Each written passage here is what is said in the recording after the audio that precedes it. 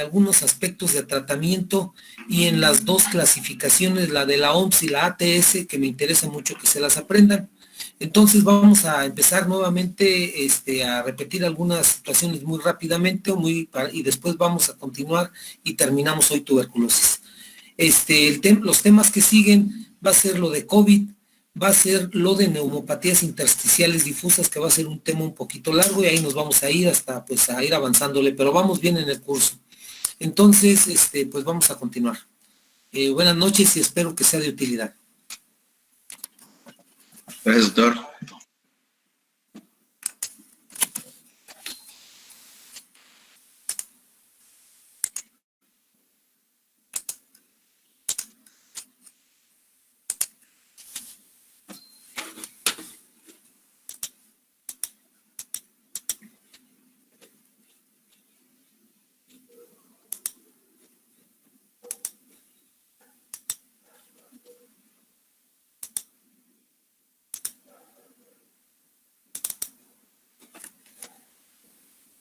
Bueno, vamos a hacer énfasis en algunas situaciones de la tuberculosis, tisis o enfermedad fímica.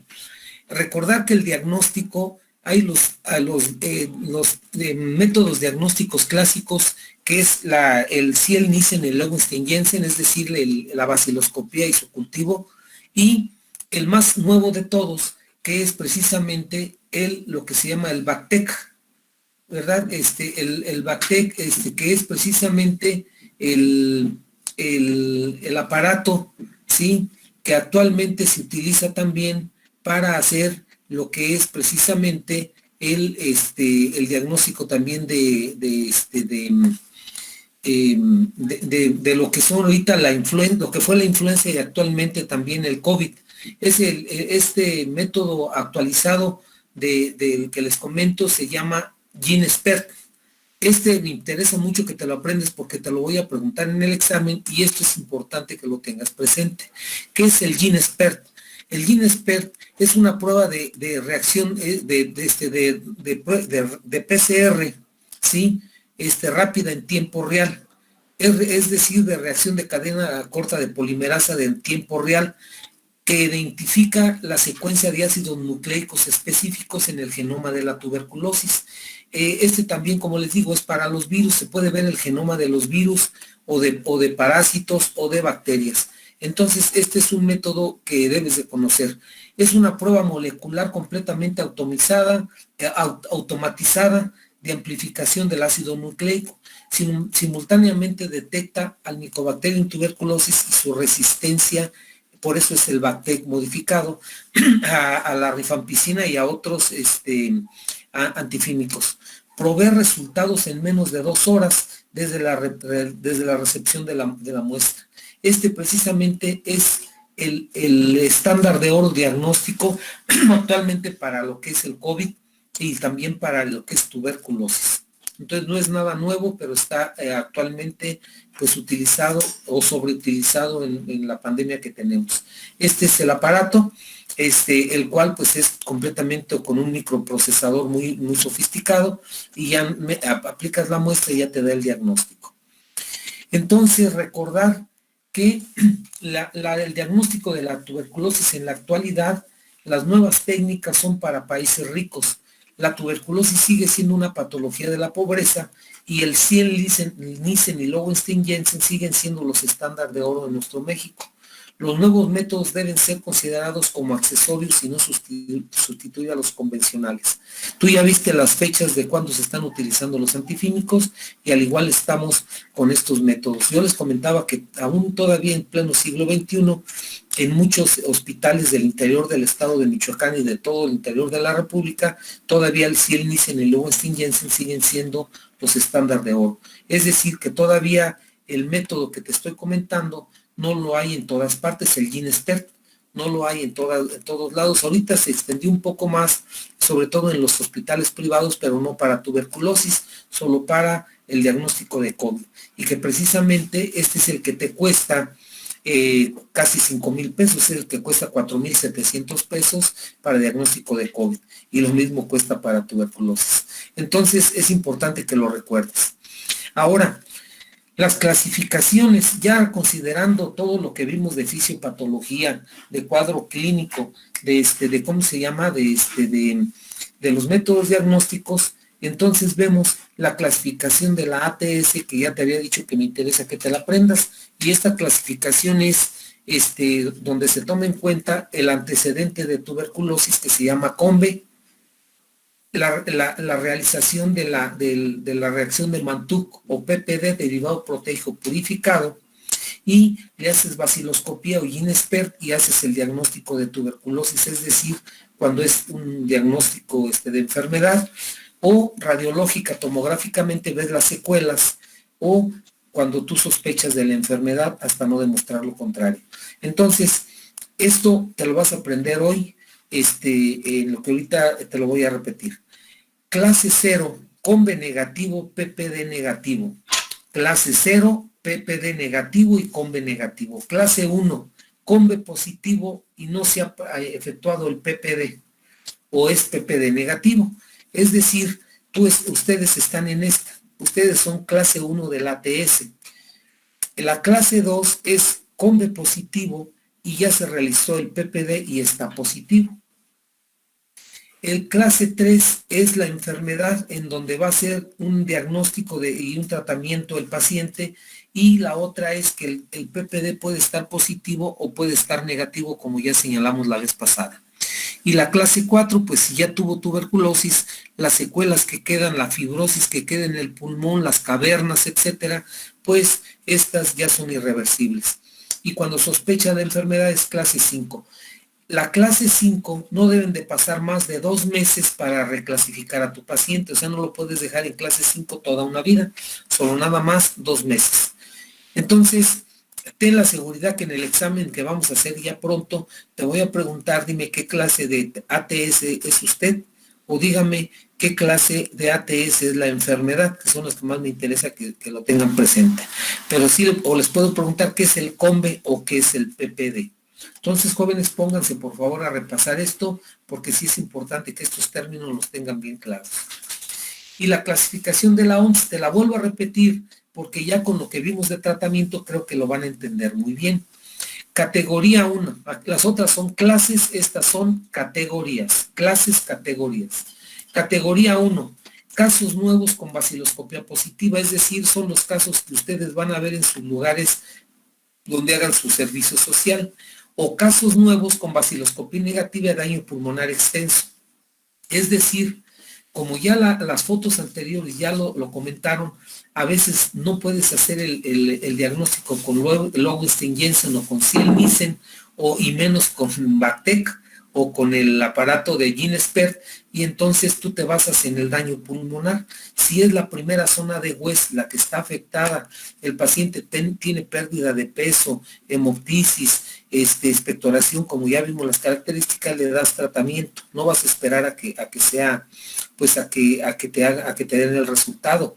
Recuerda que un caso positivo da 14 posibilidades de enfermar. Y también en esta categoría entra la tuberculosis extrapulmonar. Para si no quedó claro, aquí les voy a repetir, porque es pregunta de examen. Dígame cuáles son los órganos diana extrapulmonares donde llega más la tuberculosis en la forma extrapulmonar. Sistema nervioso central, hígado, suprarrenales y hueso. Cuando está en hueso se llama mal de Pot. Entonces, la tuberculosis extrapulmonar severa, la más grave, es la meningia. Y recuerden que por eso al paciente se vacuna al nacimiento.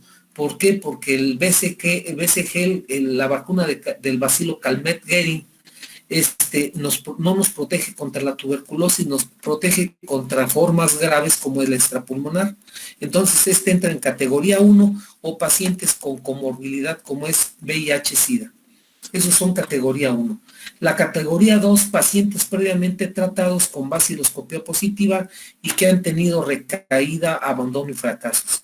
Cuando un paciente llegue con ustedes y ya recibió tratamiento y después de tiempo vuelve a tener baciloscopía positiva, lo tomamos como recaída o como drogoresistencia, acuérdate del X, vamos ahorita a hacer énfasis a ello, de XMD o X, digo MDX o digo MDR o MRDX. La categoría 3, casos nuevos con baciloscopía negativa, tuberculosis extrapulmonar no severa. Se refiere a aquel paciente que lo tienes en clase 5 de la ATS en sospecha de enfermedad y por lo pronto lo pones en esta categoría. Cuando hay que empezar tratamiento hay que darlo, doctores. Y la clase 4, casos crónicos, casos multifármaco resistentes, es decir, los pacientes que tienen años recibiendo tratamiento antifímico y siguen positivos, o sea, casos crónicos positivos y que son drogoresistentes. Entonces aquí en esta, ¿cuál me interesa que te aprendas de todas? Es la clase de los multidrogos resistentes, que es la clase 4, y la clase 1, que es la que tú vas a diagnosticar en el servicio social. Bien. Nuevamente, en esta quiero hacer énfasis, por si no les quedó claro, ¿por qué debemos de dar 4, 5 o 6 drogas antifímicas? Porque unas actúan a nivel intracelular, otras actúan a nivel del calcium, otras actúan a nivel extracelular, y recuerden que ninguna actúa en el nódulo fibrótico, tristemente. Entonces, en estas otras, si tú nada más le das un solo antifímico, pues la colonia se vuelve a reorganizar y es lo que le llamamos drogoresistencia. Esta nada más para recordarles que desde 1945 se utilizan los antifímicos de primera línea, y recordar que los antifímicos de primera línea es ¿cuál? La estreptomicina, la piracinamida, la hidracida del ácido isonicotínico, también llamado HAIM o isoniazida, el etambutol y la rifampicina. Los de segunda línea pues son los que no mencioné, el ácido paraminoxalicílico, la tiacetasona, la etionamida, la otra que no está aquí que se llama cicloserina, la clofamida, la amicacina, la canamicina, entre otras que ya no hay en el mercado. Este es nada más para recordarles en dónde actúa cada uno de los de primera línea de los antifímicos. Acuérdense que en un tratamiento antifímico nunca debe de faltar la rifampicina. Y hay sinergia entre ellos. Les decía que aquí se cumple lo que dicen los expertos en farmacología. La unión de dos o más antibióticos, si tienen diferente mecanismo de acción, se sinergizan. Si tienen el mismo mecanismo de acción, se antagonizan. Ya habíamos visto dónde actúa cada uno de ellos. Entonces, sí échenle un ojo, porque de aquí va a salir una pregunta del examen, en donde actúa la piracinamida. Después vimos lo que es el tratamiento acortado llamado TAES. El tratamiento acortado estrictamente supervisado. ¿Qué significa TAES? ¿Qué significa esto? Que al paciente se lo debes dar diario y supervisado. Y el tratamiento llamado DOTBAL, ¿sí? Hay dos tipos de tratamiento, el de fase intensiva a 2 meses y el de sostenimiento, de sostén a 4 meses, es decir, son 6 meses de tratamiento. Y la base es HAIM, rifampicina, piracinamida y etambutol. HAIM, rifampicina, piracinamida y etambutol. Esquema oficial de la norma oficial mexicana desde el año 2000 y viene de la siguiente manera. La primera fase es una fase intensiva diaria de 60 dosis, es decir, 4 grajeas diarias por 60 días, 2 meses. Y una segunda fase, que es de sostén, en donde hay 3 veces a la semana, cumpliendo en total 45 dosis. Y también por cada toma son 4 cápsulas. Entonces, habíamos dicho que son unicaps con 4 cápsulas. Se sustituye a todo caso nuevo que nunca ha recibido, se instituye a todo caso nuevo que nunca ha recibido tratamiento, es decir, que sean vírgenes al tratamiento. Si lo cotejas con la situación de ¿cómo se llama? De la categoría, pues es precisamente la categoría 1 de la OMS al que le vas a dar este tratamiento de primera línea. Acuérdate que los de segunda línea se los vas a dar a la categoría 4. Eso es importante tenerlo presente. Entonces, ¿a quién más le vas a dar este Dotval? A la tuberculosis de cualquier localización, excepto el del sistema nervioso central, diseminada y ósea, que no es por 6 meses, o sea, son los mismos antifínicos, pero son por 1 año. 2 meses de fase intensiva y 8 meses o 10 meses de fase de mantenimiento. Esa es la diferencia. Bien, aquí les presento a lo que es precisamente pues cómo es la presentación de del tratamiento. Agrábense esta palabra, el Dotval. Esto es gratuito, es decir, tanto cualquiera de los sectores, cualquiera de los hospitales del sector salud, llámale seguro, ISSSTE, etcétera, Defensa Nacional, ellos tienen la obligación de darle a todos los pacientes gratuitamente el tratamiento. Sí. Disculpe, perdón que lo interrumpa, pero ¿está compartiendo su pantalla? Sí. Ya no la podemos ver. ¿Cuál de todos ustedes no la pueden ver? No, doctor. No se ve, doctor. No se ve, doctor. Pero se acaba de quitar. No llevaba mucho.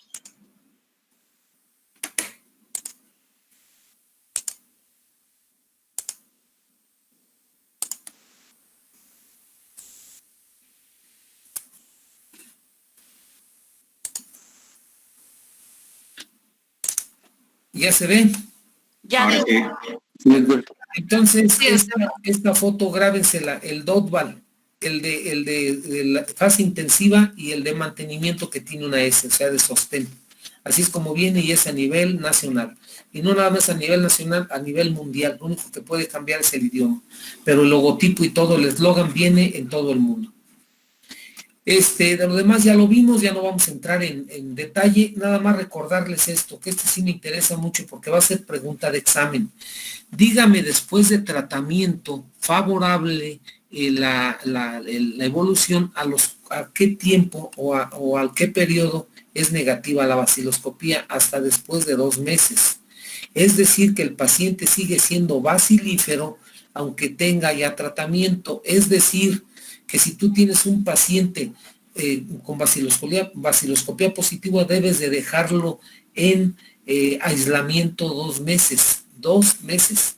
Ya después sigue ya negativo, pero aún así le vas a seguir el tratamiento, aunque sea negativo, a los 6 meses. ¿Cuál es cuál es la explicación a esto? Que recuerda que quedan intracelular y quedan en el caso.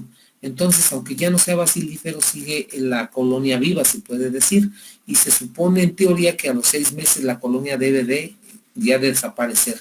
Sin en cambio, cuando es desfavorable la reacción al tratamiento, o sea, pues que no responde el bacilo, va a seguir positivo siempre.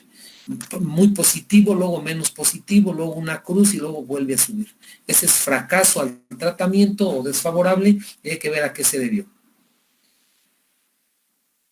Y esta otra que es muy importante nada más recordárselas.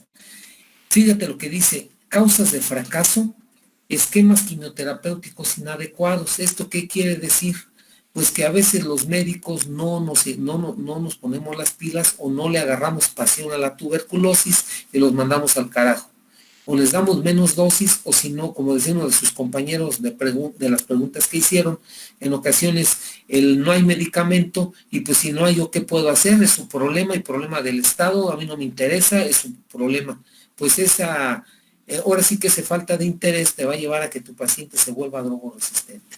Entonces sí hay que pelear, ahí es donde entra el liderazgo del médico, hay que ir con autoridades correspondientes y que te den los medicamentos para poder trabajar, ¿verdad? Entonces este es el principal factor de fracaso al tratamiento.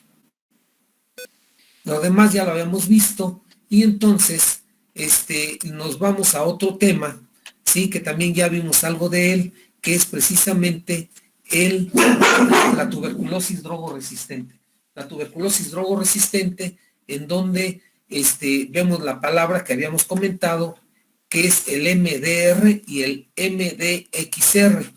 La Organización Mundial de la Salud, habíamos dicho que señala que desde el 2018, imagínense, en 2 años ahora con el COVID, pues no tenemos casi estadísticas nuevas de esto, se produjeron 480,000 nuevos casos de resistencia a rifampicina por el GINESPER, y eso le llamamos MDR, y cuando es a 2 o más antifímicos multidrogoresistencia se llama MDXR.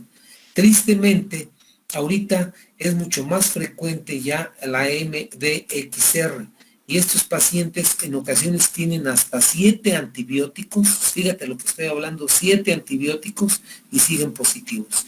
Esa es la situación al respecto. Estas ya las habíamos visto, no vamos a entrar en detalle.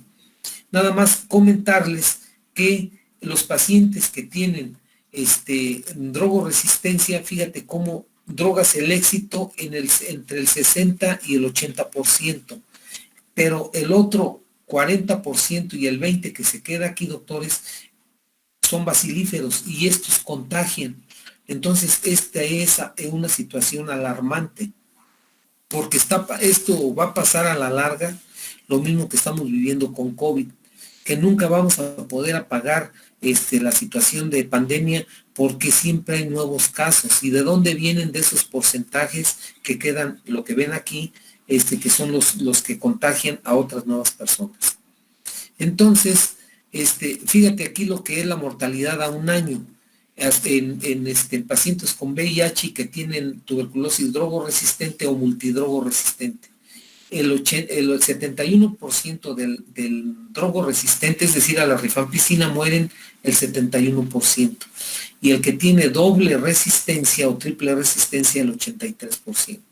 Esto es triste y grave. Entonces, uno de sus compañeros me comentaba la vez pasada, ¿y qué va a pasar con los nódulos fibróticos? Exactamente, esos están dormidos. ¿Qué va a pasar con la virulencia de estos nódulos fibróticos que tienen drogoresistencia o multidrogoresistencia? Es lo que ahorita pues podemos estar echándole la ciencia, pero no sabemos qué va a pasar. Estos son el GINESPER. ¿Cómo se hace? No me interesa que te lo aprendas, nada más que sepas que sí, se hace una serie de modificaciones al tratamiento cuando el paciente se vuelve resistente. Y hablamos de los antibióticos de segunda línea, y habíamos dicho que las fluoroquinolonas y las quinolonas entran en una fase muy importante de tratamiento, como es la ofloxacina, la ciprofloxacina, y retomamos la etionamida o protionamida, que son también medicamentos muy, muy anteriores. En ocasiones tenemos nuevas drogas, las que vimos la última vez, que aquí fue donde nos quedamos, como es la bedaquilina, sí, que es una fluoroquinolona. Aquí está cómo actúa, sí, la bedaquilina, y la delamanid, que es otro medicamento, que es un derivado del metronidazol, y que ese derivado del metronidazol, pues tiene sinergia con las fluoroquinolonas y con los antifímicos de los años 70, 80, y tienen una conversión a negatividad del 29 hasta el 45%, y el otro 65% se queda positivo. Bien, entonces aquí es una situación para recordarlo. Cada cuándo vas a ver a tu paciente, a ver cómo va su evolución cada mes. ¿Y qué vas a hacer cada mes? Pues le vas a hacer su evolución clínica, cómo va, si ha tenido reacciones adversas a medicamentos, y si todo va bien, le vas a pedir una vaciloscopía mensual en serie de 3. En serie de 3 los 6 meses de tratamiento. El que más te importa es al segundo mes, donde debe de estar negativo, pero se lo vas a hacer a los 6 meses. Y el control radiológico, algunos autores, sobre todo en latinoamericanos, dicen que debe de ser al comienzo de la enfermedad y a los 6 meses. Nosotros en el instituto decimos que es cada mes, precisamente para ir viendo cómo va la evolución de las cavernas, de las bronquiectasias, etcétera. Entonces, cuando menos cada 2 meses, que es lo que dice la guía, debe de realizarse una radiografía. Entonces, el tiempo necesario para dejar de ser bacilífero depende de la carga de microorganismos, cesación de la tos, y esto es a 2 semanas en las fármacos sensibles, pero hasta las 8 semanas, es decir, 2 meses, es cuando ya se vuelve negativa la vaciloscopía. Bien, ahora vamos a entrar al otro capítulo, que son cuáles son las complicaciones de la tuberculosis. Complicaciones de la tuberculosis, pregunta de examen. Una de ellas es precisamente que siga el paciente con hemoptisis. ¿Se acuerdan cuando vimos hemoptisis que les dije que hemoptisis, las 5 primeras causas de hemoptisis eran bronquitis crónica, tuberculosis, cáncer, edema agudo pulmonar cardiogénico y las consecuencias o complicaciones de la tuberculosis? Entonces, ahora, ¿cuáles son? Porque esta sí, doctor, esa es pregunta del examen próximo.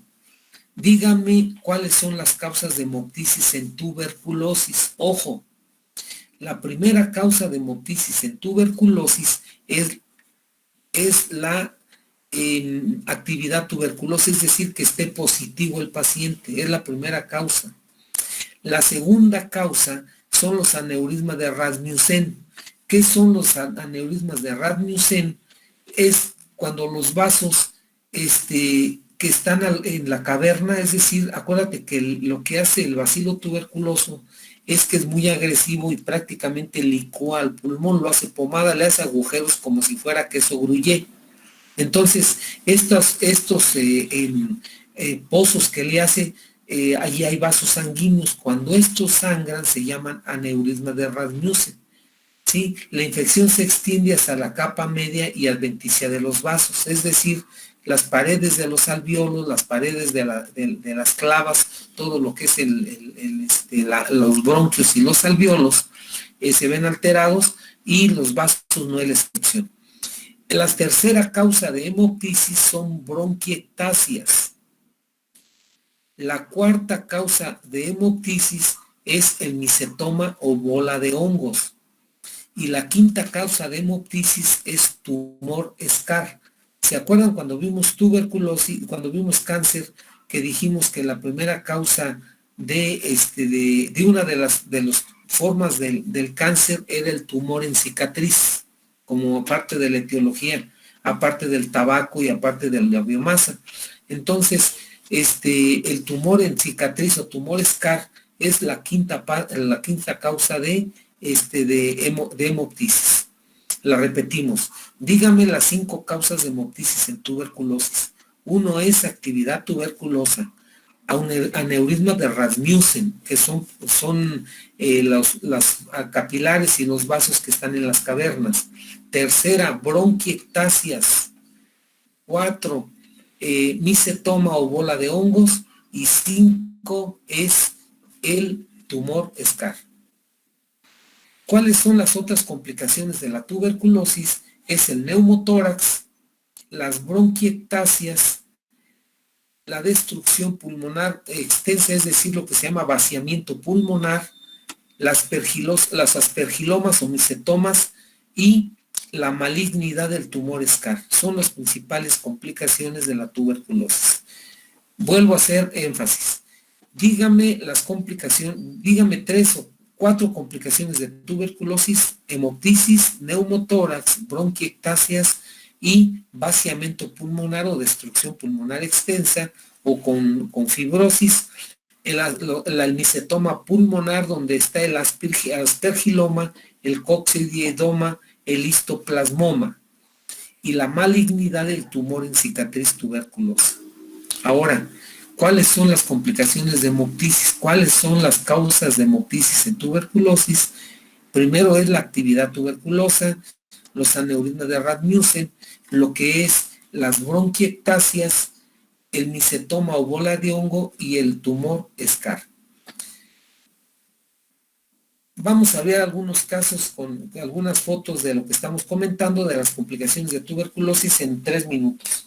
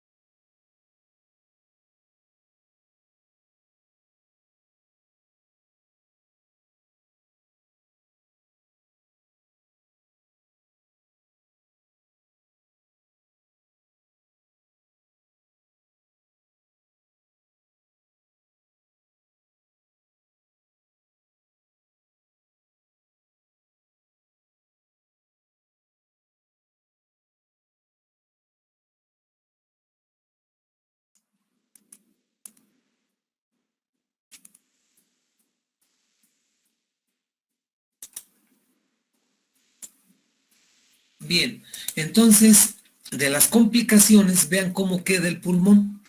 Si ustedes recuerdan, cuando revisamos cómo son las tomografías, esta es una ventana para parénquima pulmonar. Ventana para parénquima pulmonar. Vean cómo queda, esta es la arteria pulmonar, esta es la vena cava, digo la arteria aorta, la aorta ascendente. Aorta ascendente, arteria pulmonar. Y vean cómo quedan los pulmones. Estas son las cavernas y las bronquiectasias, ¿sí? Esta es toda la neumonitis que ocasiona. Es decir, con mucha imaginación queda como queso gruyere, completamente alterado, ¿sí? Entonces, la primera zona de hueso, primero comienza, pero después hace pomada todo. Vean en esta zona, este es lo que se llama vaciamiento. O sea, este vaciamiento es, hagan de cuenta, como si fuera una bula enfisematosa. Eso es lo que se llama destrucción pulmonar extensa. Esto que ven aquí es la destrucción pulmonar extensa. Y vean ustedes cómo está completamente alterado todo el pulmón. Vean aquí una aproximación de una caverna, ¿sí? Nada más una moción. Toda excavación, que es como se llama, cuando es por tuberculosis se le llama caverna. Aquí en esta parte ya está colonizada por Aspergillus flavus o fumigatus, que es un hongo. Vean, esta es una imagen patognomónica de aspergiloma, y es cuando sangra el micetoma o bola de hongos. Entonces vean cómo se ve esa imagen, ¿sí? Entonces, el paciente que tiene destrucción pulmonar extensa es una persona, es cuando se le da tratamiento, cuando está precisamente aquí. O sea, aunque me salga negativo, si el paciente tiene fiebre, tiene expectoración purulenta, etcétera, pues esa es la situación. Ahora, otra moción.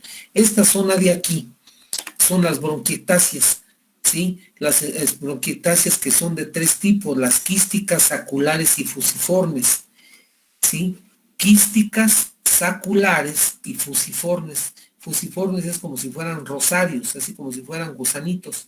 Esos son los tipos de bronquiectasias y todos estos tipos los vemos en tuberculosis. Entonces, esto es importante que lo recuerden, doctores, las complicaciones.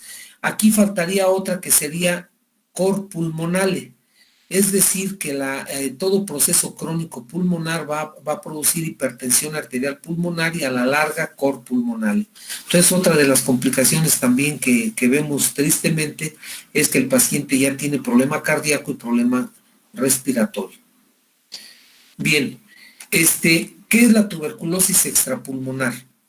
La tuberculosis extrapulmonar se le llama aquella tuberculosis que se presenta fuera del pulmón, es decir, que puede ser en pleura, puede ser intratorácico en pleura o en mediastino en ganglios linfáticos, o puede ser extrapulmonar en sistema, ya les dije cuáles son los órganos diana, el sistema nervioso central, el hueso, el hígado, las suprarrenales, pero no es la excepción el urogenital, o en la piel, o en otros órganos. Miren, cuando vayan a la Ciudad de México, aparte de ir a los bares y todo lo que van ustedes y a visitar museos y demás, atrás de la catedral metropolitana está uno que se llama lo que es el Palacio de Medicina, exactamente está a espaldas, ¿sí? Ahí también están las oficinas centrales de la SEP, es vecino. Allí en el Palacio de Medicina, que es un monumento, pues, o sea, una construcción de principios de la colonización de los españoles, aparte de que hay muchas leyendas y demás, en la planta alta está la historia de la medicina en México. Y la historia de la medicina en México tiene una peculiaridad que recuerda que la tuberculosis fue el azote de la humanidad, incluyendo a México, hace 2 siglos. Entonces, tienen toda una pauta de piezas, de piezas quirúrgicas, de cabeza, ¿cómo se llama?, de pulmón, de sistema urogenital, de huesos, de articulaciones, de hígado, del sistema nervioso central, y es interesante ver cómo quedaban los órganos en esta situación. Pero verlos en vivo, claro, se pueden meter al internet, pues ahí lo sacan. Pero es importante que vayan a conocer la historia de la medicina en el Palacio de la Medicina. Entonces, ahí está. ¿Cuál es entonces la frecuencia de esta presentación extrapulmonar? El 10 al 15% de las tuberculosis en inmunocomprometidos, es decir, en pacientes con SIDA, en pacientes con diabetes descontrolada, en pacientes con cáncer, en pacientes que tienen leucemia, etcétera, van a tener la posibilidad de tener tuberculosis extrapulmonar. Y también en los recién nacidos, por eso se aplica la vacuna al nacimiento, ¿sí? Este porcentaje aumenta a como va aumentando la inmunodeficiencia y puede ser hasta el 60% en los pacientes con SIDA ya en etapas avanzadas. Aquí tienen la localización que yo les comentaba, en pleura y linfáticos, intratorácico y extratorácico, urogenital, osteoarticular. Aquí está la meningia y faltaría la hepática y suprarrenal. La distribución etaria es bimodal, es decir, puede ser en cualquier edad, pero es más frecuente en los niños y prácticamente nula contagiosidad, es decir, que estos pacientes no son bacilíferos. Esto se puede contagiar al manipular las piezas quirúrgicas o al operar un paciente con tuberculosis, que te la inocules en la sangre. La mayoría de ellas es por foco primario pulmonar, pero en un 3 a 5% puede ser el contagio por otras vías, como ya lo vimos en la fisiopatología. La diseminación por contigüidad es la tuberculosis pleural. La linfática te va a dar los ganglios linfáticos principalmente en cuello y mediastino. Cuando un ganglio linfático se rompe así como si fuera un volcán, se le llama escrófula. Lo repito, en la forma extrapulmonar de tuberculosis linfática, cuando el ganglio ahora sí que se rompe y empieza a salir casium, se le llama escrófula. ¿Cuál es la vía más grave de todas? La hematógena. La hematógena, que casi siempre se va al sistema nervioso central y a muchos órganos al mismo tiempo, y pues es la que causa el problema. Casi siempre es linfohematógena. Por contigüidad, como dice aquí, es por tuberculosis. ¿A qué le llamamos tuberculosis miliar o diseminada? La tuberculosis miliar o diseminada es cuando de un foco primario, acuérdate de las formas clínicas de tuberculosis, la forma, porque va a ser pregunta de examen, el nódulo GON, el complejo primario de Ranque, la tuberculosis bronquial o neumónica, la tuberculosis miliar, la tuberculosis excavada, la tuberculosis ganglionar, la pleural. Entonces la miliar es porque son así como si fuera, puedes decir como si fuera sorgo, así como si fueran puntitos pequeños en los órganos, ¿sí? Ahí se ven todos los puntitos amarillos en el órgano y pues está prácticamente diseminada en todo el órgano. Es decir, si está en cerebro, todas las meninges y cerebro están llenas de esos puntitos amarillos llamados engrano de mijo, ¿sí? Y hay mayor inmunidad, mayor porcentaje de invasión. Y estos pues son graves. Los pacientes que tienen tuberculosis, meningia, principalmente con VIH, mueren en un porcentaje muy alto. La ósea pues produce fracturas, puede ocasionar compresión radicular, etcétera, dejarle completamente parapléjico al paciente. En la suprarrenal pues te da lo que te da insuficiencia suprarrenal y entonces va a tener tu paciente Addison. En el paciente hepático pues va a tener insuficiencia hepática, hepatitis fulminante, etcétera, y el sistema nervioso central pues un problema grave desde el punto de vista de meningitis tuberculosa. Clínicamente, ¿cuáles los datos clínicos? Pues va a depender de su localización, es decir, va a tener datos de irritación meningia, que ustedes se la saben muy bien, datos de hematuria, en crecimientos ganglionarios muy importantes en cuello y en mediastino. En osteoarticular, pues artralgias, fracturas patológicas o imposibilidad para caminar o otro tipo de problemas osteoarticulares para la locomoción, ¿sí? Cualquier órgano o tejido puede ser afectado, es decir, pueden estar afectados todos al mismo tiempo. Entonces es muy inespecífica, depende de la carga de la carga de bacterias y de la inmunodeficiencia del paciente. ¿Cómo vamos a hacer el diagnóstico? El diagnóstico sigue siendo el GeneSpert, el método estándar de oro o el Ziel-Nielsen-Lowenstein-Jensen. El problema es de dónde extraes tú el tejido para hacer el diagnóstico. En el caso de meningitis tuberculosa, pues le vas a hacer una punción meningia. En el caso de tuberculosis hepática, pues hay que hacer una biopsia hepática. En el caso de hueso igual, hay que hacer una biopsia en hueso para pues, ver. Ahí ahorita vamos a ver cuál es el dato histopatológico de tuberculosis. Entonces, para hacer el estudio microbiológico, menos rentabilidad de formas pauvacilares, es decir, en vaciloscopía, en expectoración puede ser negativa.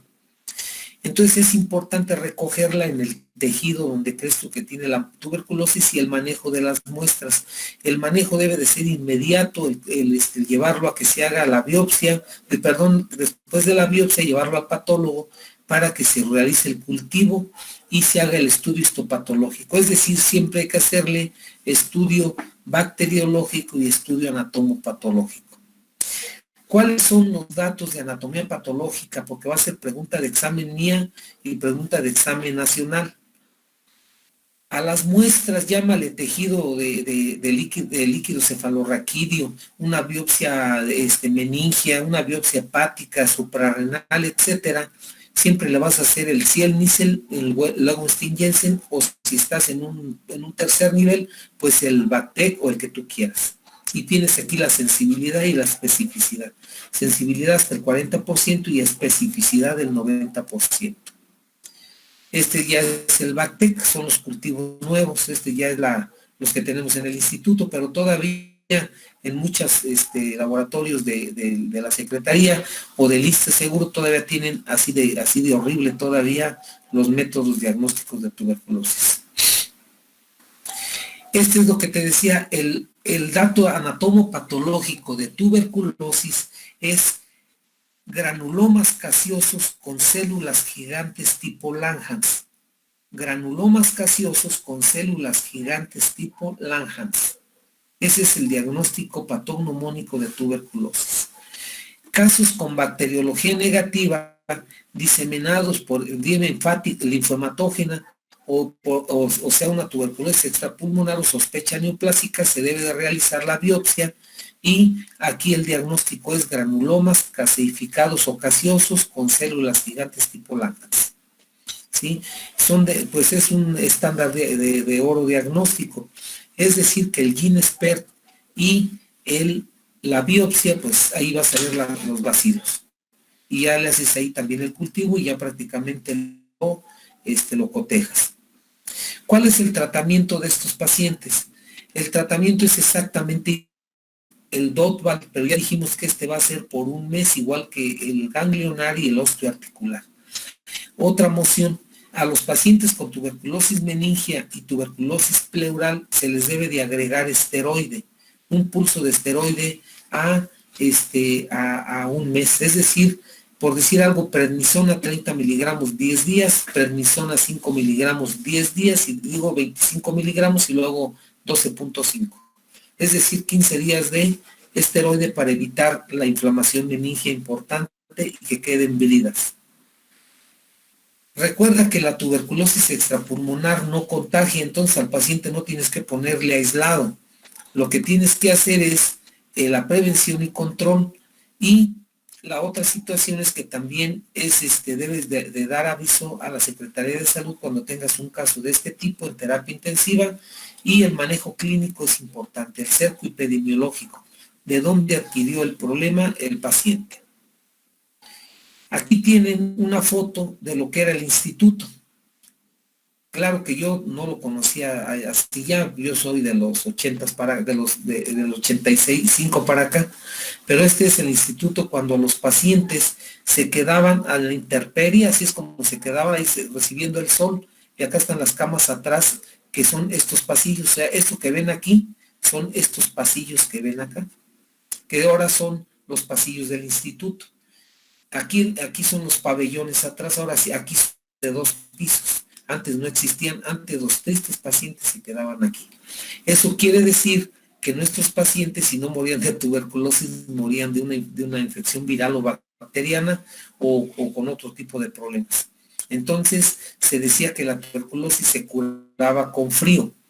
Por eso el instituto se construyó en la zona más fría del Valle de México, que es la zona del Ajusco.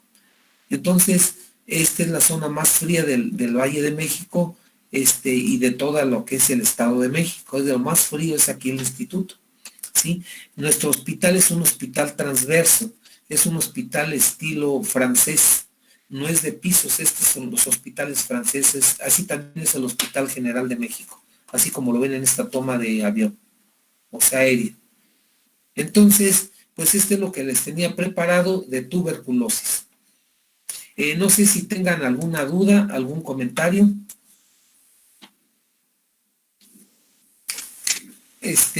Doctores, ¿alguna duda, algún comentario? Doctor, Adelante, sí. en cuanto al tratamiento de la tuberculosis extrapulmonar, ¿nos podría repetir, por favor, acerca de el manejo con esteroides? Nos dijo que era en la meningia y en la osteoarticular en los que debemos de valorar este manejo. No, en la osteoarticular no, es en la meningia y en la pleural. Es en las dos, meningia y pleural. ¿Sí? Y se le llama pulso de esteroides. El pulso de esteroides, creo que lo repetimos por ahí con ustedes en asma bronquial. Híjole, me dejaste muy lejos acá, Jesús. ¿Cómo se llama? ¿Cómo se llama?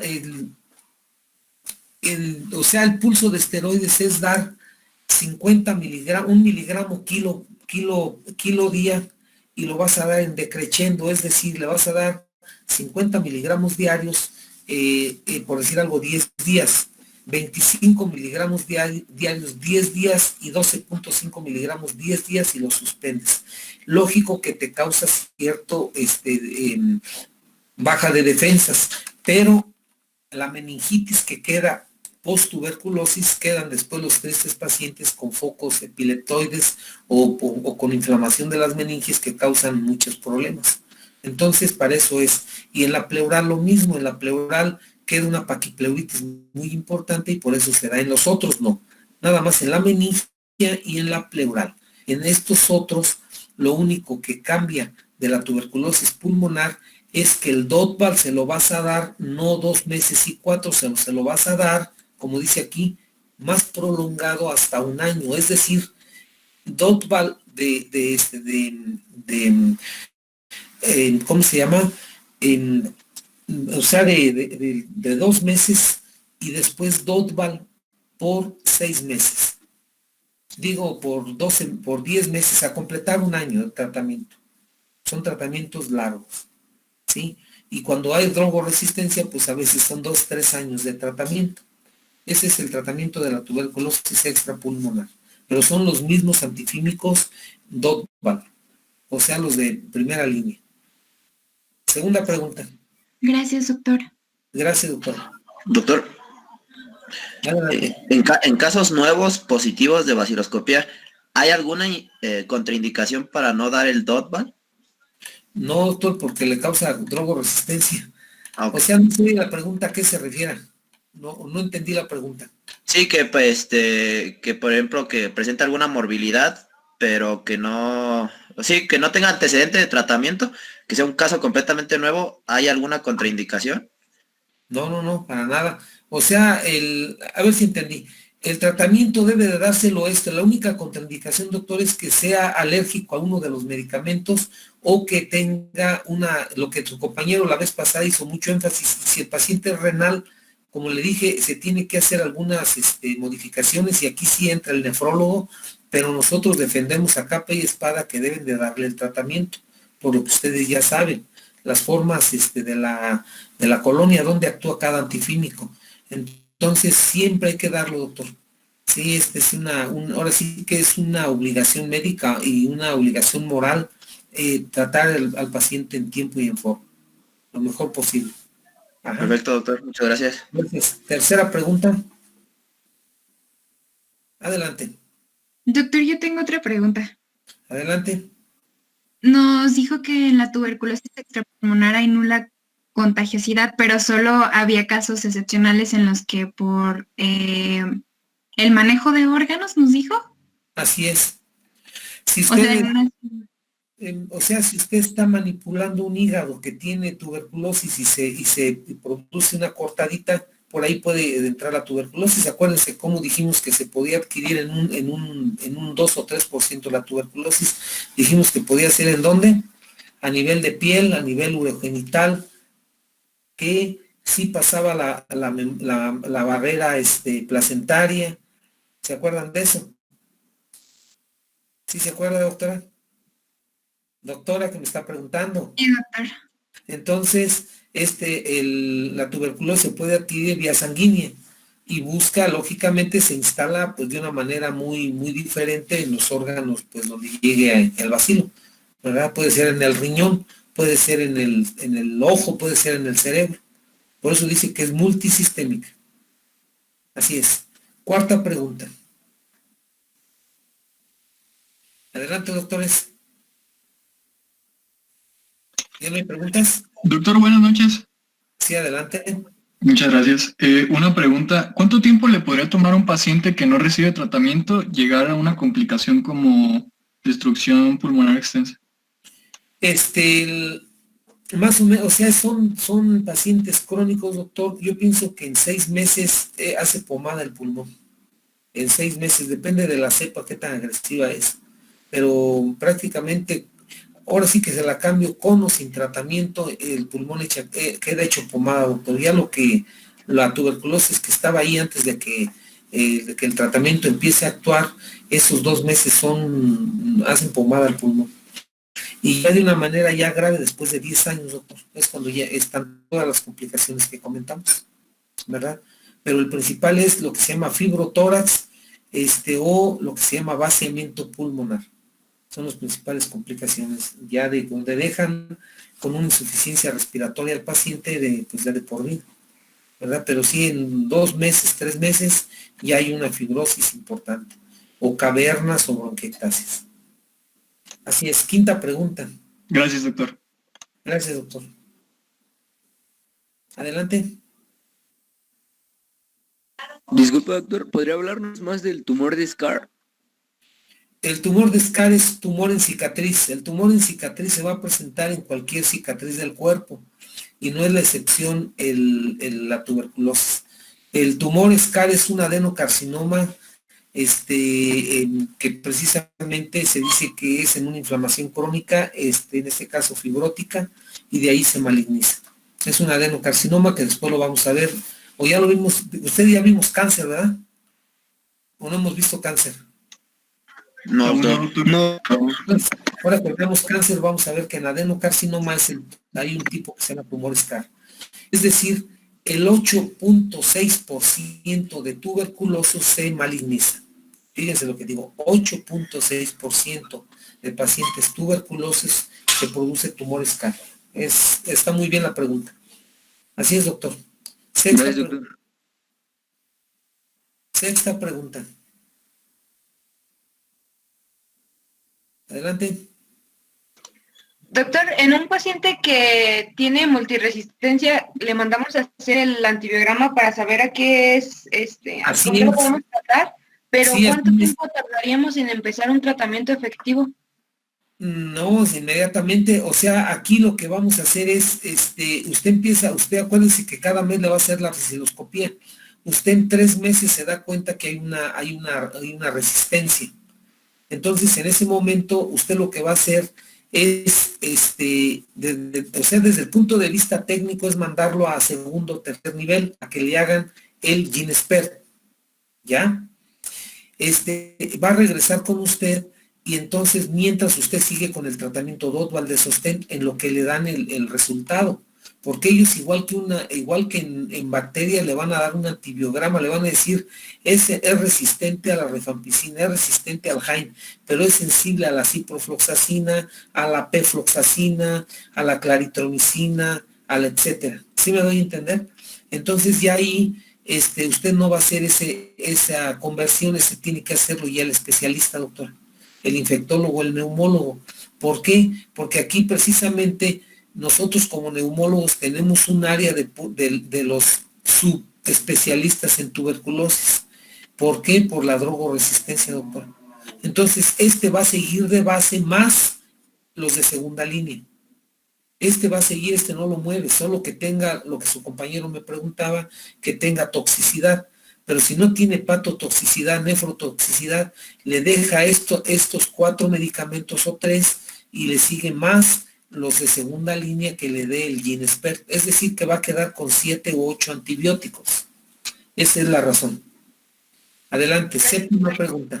Gracias, doctora. Séptima pregunta. Yo, doctor. Sí, doctor.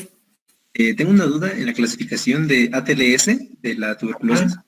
Sí. Nos decía que el tipo 2, que es el infectado, el que tiene el PPD positivo. ¿Del ATS o de la OMS? ATS. Del ATS, no, ese no sé, es un infectado, exactamente lo que usted comenta.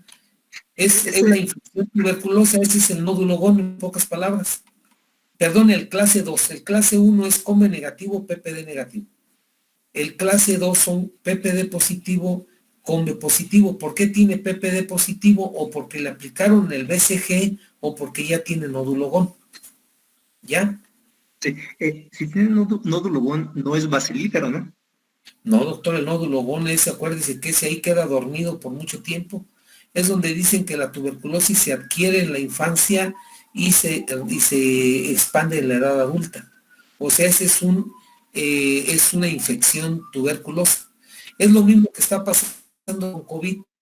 Ahorita sale uno positivo PCR y no quiere decir que se va a morir. Tiene una infección por COVID. Pero si desarrolla neumonía o desarrolla insuficiencia renal, ya es una enfermedad COVID. ¿Sí me doy a entender? Lo mismo aquí. Si usted tiene la baciloscopía positiva o el histopatológico positivo, el GeneSpert, le llamas enfermedad.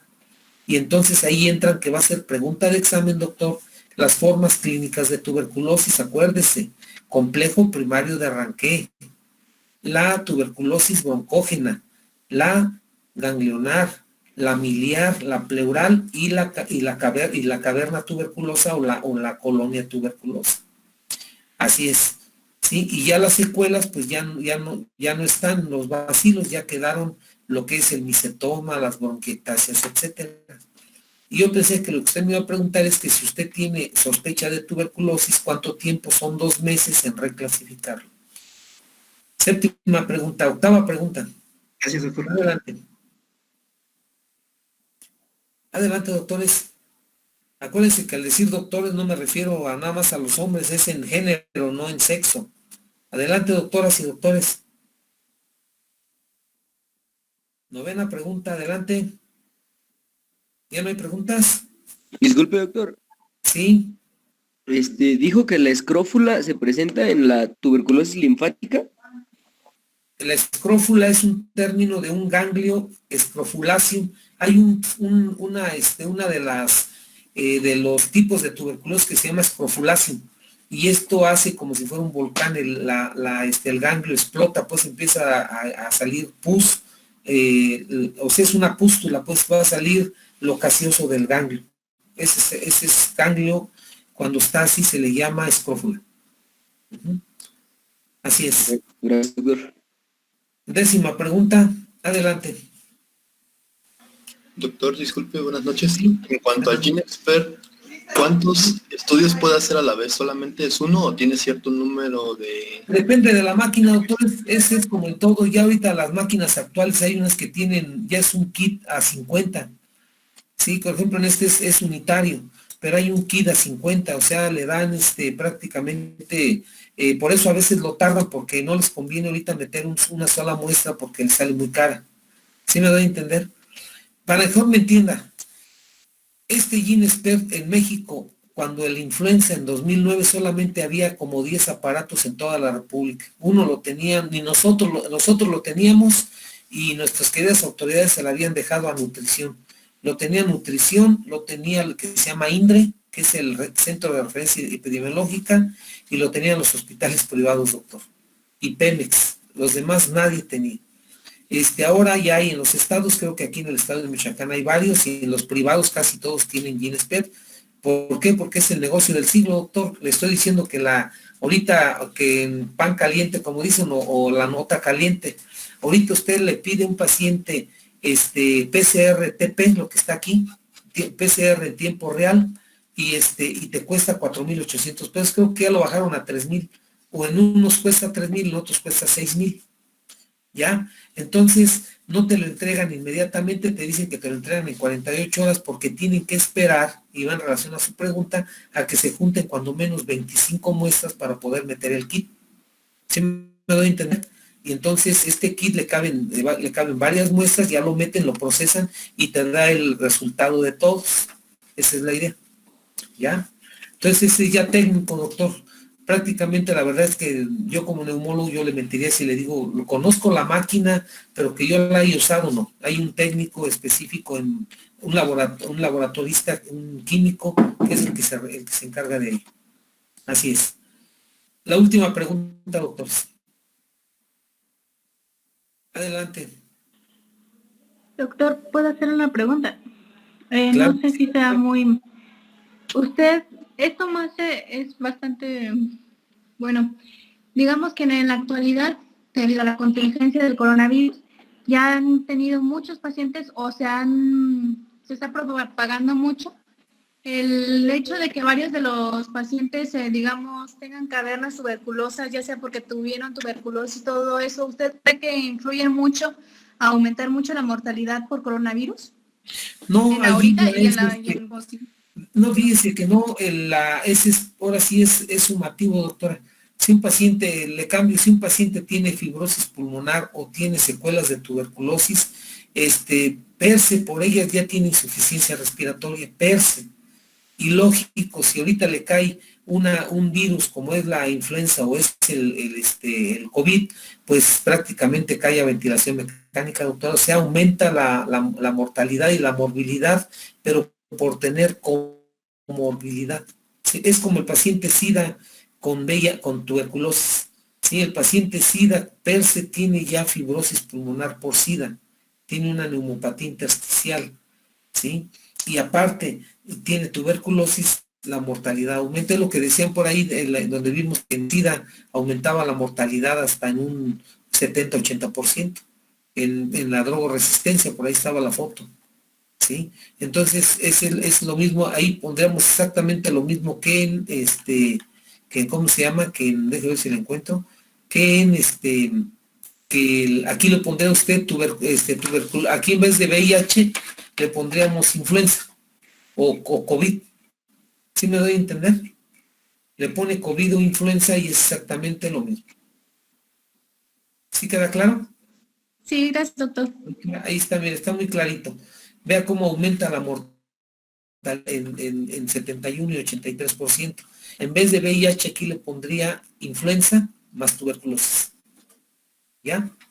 Y sería exactamente la misma historia. Se morirían casi todos. ¿Sí?